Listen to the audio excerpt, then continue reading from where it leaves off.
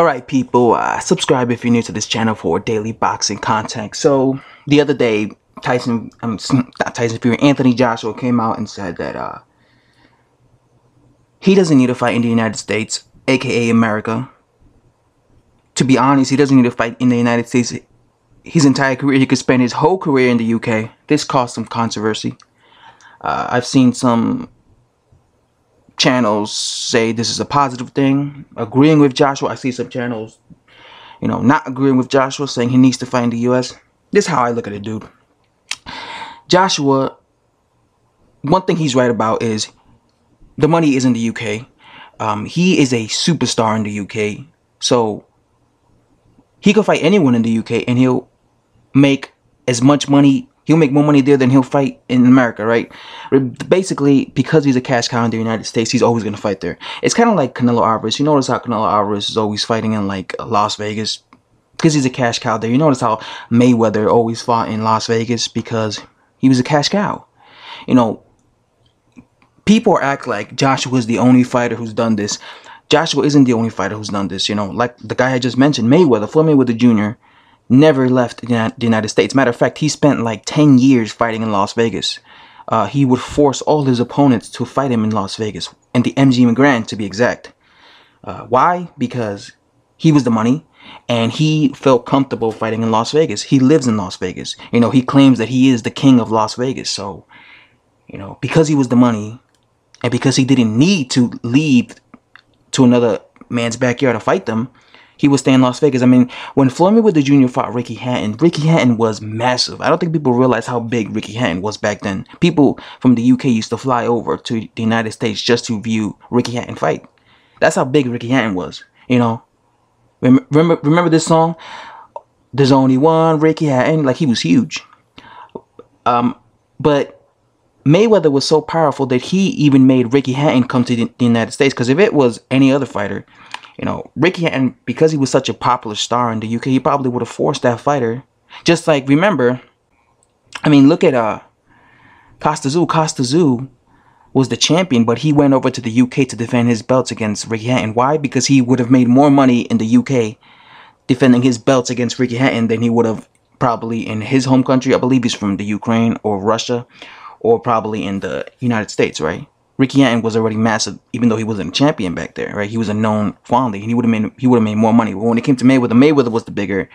He made the more money, even though Ricky Hatton was huge. So he forced Ricky Hatton, even though Ricky Hatton was very popular, to come to the United States, right?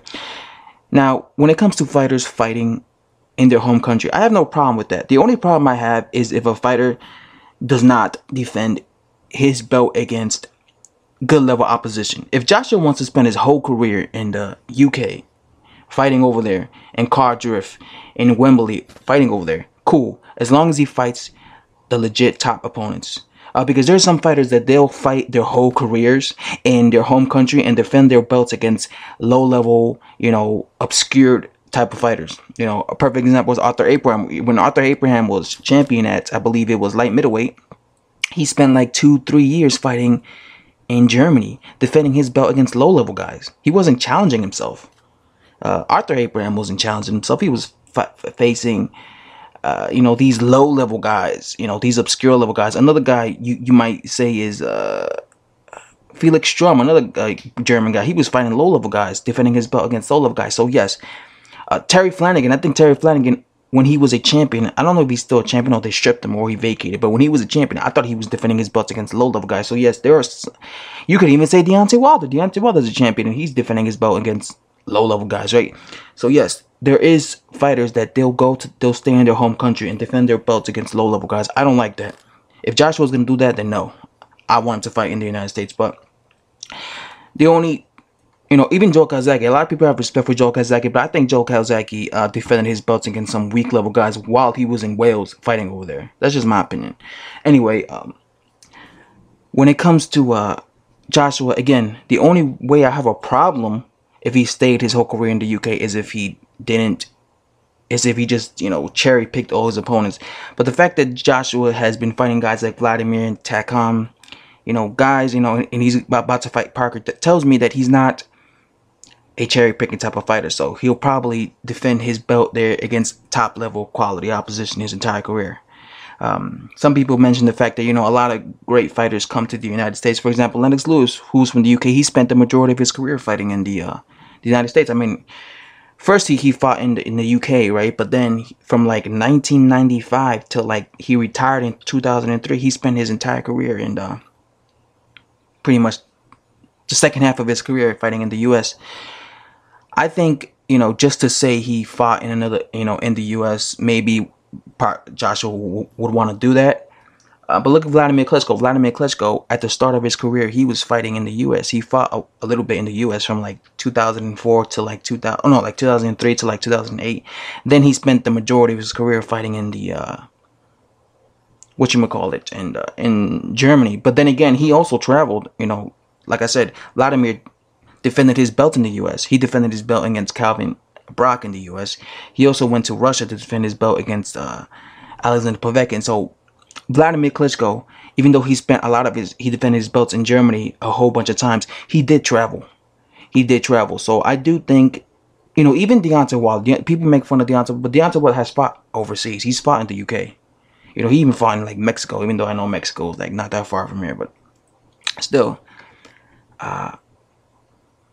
you know, even Mike Tyson fought in Scotland, I believe. So, you know, Terence Crawford, you know, went over to, you know, what was it, Glasgow to fight Ricky Burns. So, you know, what's his name? Errol Spence Jr. went over to, you know, Sheffield, Burma Lane to fight Kell Brooks. So fighters, you know, go over to people's backyards and fight fighters. But again, these guys aren't, you know, mega stars like, what's his name?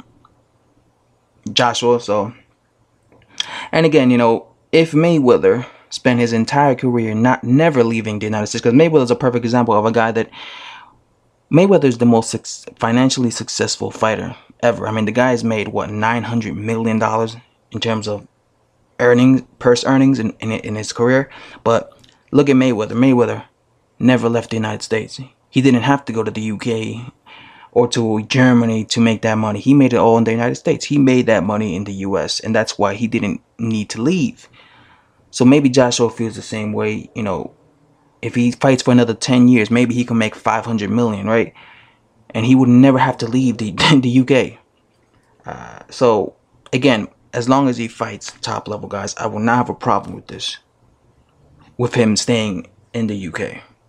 But like I said, his track record shows me he will fight top level guys. But yeah, I guess that's just my opinions on this, guys. I don't know why people get all offended. You know, you see some people saying, well, all great champions travel. That's true. But, you know, I consider Mayweather a great fighter, and he never traveled. So I don't think people have to, like, get all, like, pissed off that, again, the only way I would get pissed off is if Joshua were defending his belt against low-level guys. And I'll be like, man, this guy's overseas, you know, he's just defending his belts over there, and he has his belt hostage and defending his belt against these low-level guys. But as long as he doesn't do that, and he defends his belt against legitimate guys, I have no problem, because no matter where he defends his belt,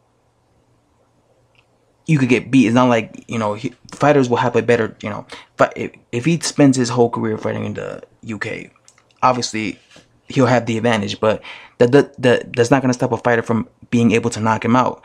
You know, all a fighter would really have to do to beat him, in my opinion, is to knock him out. And the fact that Joshua doesn't have the best chin, in my opinion, I could easily see him being stopped eventually. You know, Marvin Hagler famously said, you know, I don't depend on the judges, I depend on these are my judges. And he pulled up his right hand and his left hand, you know.